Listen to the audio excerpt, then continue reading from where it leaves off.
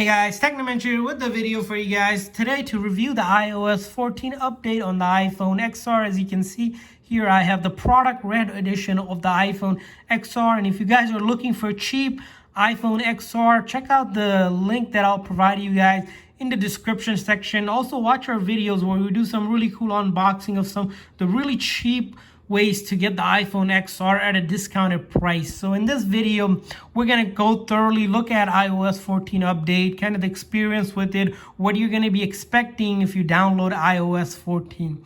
And before we go ahead and get started with today's video, if you guys are new to our channel, we do a lot of tech news, reviews, and giveaways. So make sure to hit that subscribe button. And we're going to be giving away an iPhone. To enter the giveaway, simply like this video, share this video on all of your social media platforms, and then of course hit that subscribe button. And in the comment section, leave a comment on what your most favorite feature is of the iOS 14 update, and also any kind of hidden features that people don't know about that you discovered on iOS 14.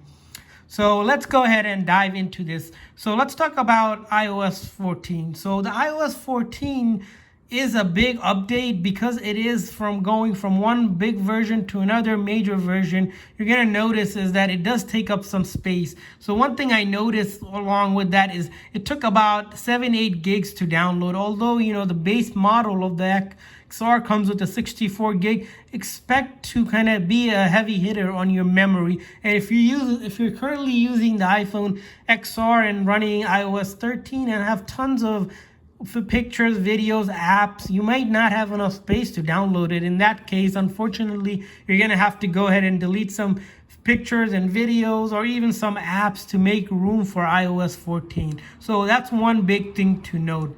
The other big things, of course, worth mentioning with iOS 14 updates are these larger app widgets. As you can see, they're pretty much customizable. You're able to move them around just like you would with the icons. You're able to stack them. As you can see, there's multiple ones stacked, and we're able to navigate through those. So that's one other big visual feature that you'll notice. And then this whole other concept of app library that you'll find in the last menu, where you're able to see all of your apps in different groupings, the one that you use the most up top here, and then the ones that you use least more in the bottom, and then different categories. For example, social, as you can see, is all social media related, and then utilities are all of your utilities application. Gaming are in a gaming folder, and then if you click on it, you can also search for it or even browse through it, this sort of alphabetical menu like you would with your contacts. So that's another big feature.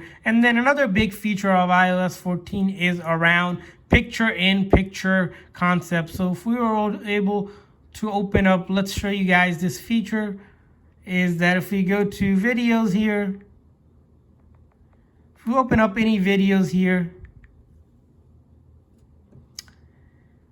for example, we open up this video, of course, not on the app. You want to open up here.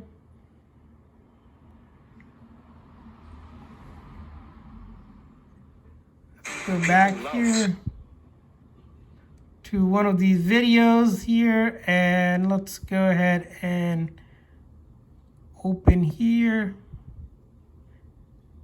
Well, I was going to show you guys, but essentially what you would do is, so iOS 14 is, YouTube hasn't updated this yet, or it's currently blocking it for only paid members, is that you're able to shrink this almost like how you do it in the app. And once you do that, you're able to actually navigate to the other apps. But we're not able to do that since YouTube is only blocking that for paid members. And on this phone, we don't have the paid version of YouTube. The other thing you'll kind of notice out of this is kind of some of the updates to the messaging.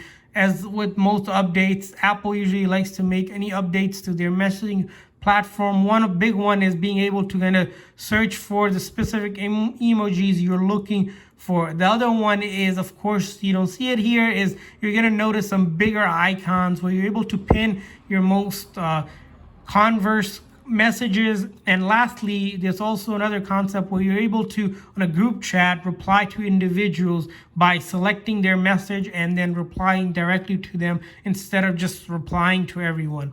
And that allows you to kind of narrow down who you're speaking with. And so kind of look at the other new app you'll notice on iOS 14 is this whole translate app. As you see here, I opened it up. You're able to speak a language and it recognizes that language and does a translation. So if you travel a lot, this will be pretty useful. For example, if I said hola here, if I actually said hola, as you can see, it does an in-app translation and also kind of puts it out in voice.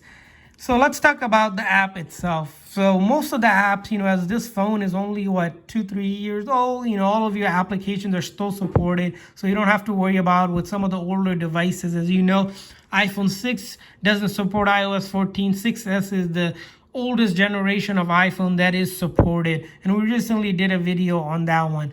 You'll notice that if you open up your social media applications, for example, I have Reddit open here right now to show you guys.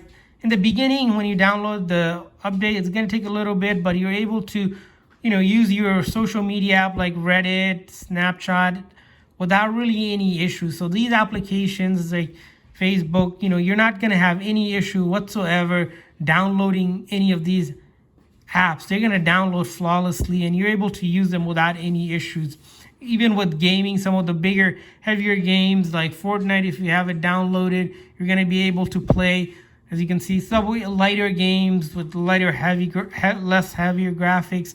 You're not going to really have any issues there. You're going to be able to just go ahead and play it without really any issues. And it still does a phenomenal job. The iPhone XR, in my opinion, is one of the cheaper XRs, but it still does pretty much a really good job in terms of giving the performance like it should for any kind of phone that you have. You'll notice that even for streaming, as we saw here, you're not going to have any issues whatsoever if you do a lot of streaming, in-app streaming for YouTube or any other apps such as Netflix. As you can see, all of these applications are pretty well supported. No issues. I haven't seen any issues. It's going to be interesting to see in one of our later videos we'll do around battery and overall performance. But overall performance, what I'm noticing here, if you're doing a lot of browsing, it's not going to really impact anything. In fact, with the new update to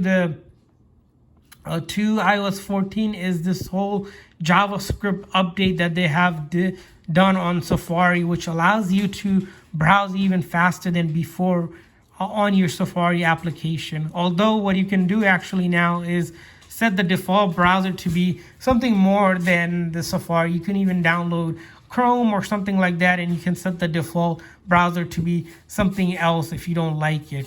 So there you guys have it for the kind of review. Would I recommend, downloading iOS 14 on the XR? Definitely if you have the space, and sooner or later you're going to have to download iOS 14 because apps will start not supporting older version of it. So, if you're going to have to do it sooner or later, I say why not do it if you have the space. The only caveat is, having enough space, but overall, performance-wise, it still works flawlessly. Has increased a little bit in speed and definitely worth getting. So thanks for watching, guys. See you guys next time.